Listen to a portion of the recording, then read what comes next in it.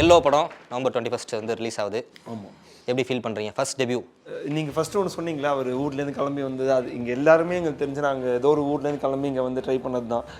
நாங்கள் பண்ண எல்லா ப்ராஜெக்டையும் குட்டி ஒரு ஃபோனில் இல்லை ஒரு டிவியில் பார்த்துட்டு ஒரு பெரிய ஸ்க்ரீனில் ட்ரெய்லர் பார்க்கும்போதே ஒரு சரியான மூமெண்ட் தான் அது. ஏதோ நம்ம இத்தனை நாளாக ஒன்று கஷ்டப்பட்டதுக்கு ஒரு நம்மளுக்கு திருப்பி நமக்கு ஒன்று கிடைக்கிறதுல அப்படி ஒரு விஷயம் தான் எல்லோன்னு நினைக்கிறோம்.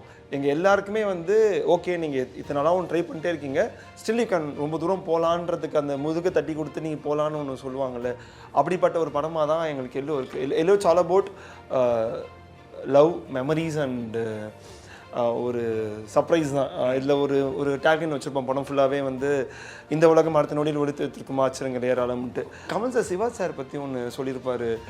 நான் வந்து அவரோட இந்த படம் தேவர் மகன் பண்ணும்போது உட்காந்து இருந்தேன், கமலா என்னை கூப்பிட்டு டே கணேஷன் ஒருத்தர் தான்டா, அவனுக்கு வந்து இவ்வளோ தூரத்துக்கு முடி இருந்தது, ராஜா பாட்டாக இருந்தான், திடீர்னு காலை கண்ணாடியை பார்க்குறேன் அவனுக்கு முடியெலாம் நரைச்சிடுச்சுடா, உனக்கு அது நடக்கும், நீ போய் வேலையை பாருன்ற மாதிரி ஒன்று சொன்னார். எப்போலாம் நம்ம சரி நம்ம ரொம்ப டயர்டாக இருக்குது, நம்ம கொஞ்ச நாள் உட்காந்துக்கலாமான்னு தோணும் போதெல்லாம் இந்த விஷயம் எனக்கு ஓடிக்கிட்டே இருக்கும். கமல் சார் சொன்னது இல்லை, கமல் சார் வந்து நான் அவர் ஹீரோவாக நான் பார்த்தது கிடையாது.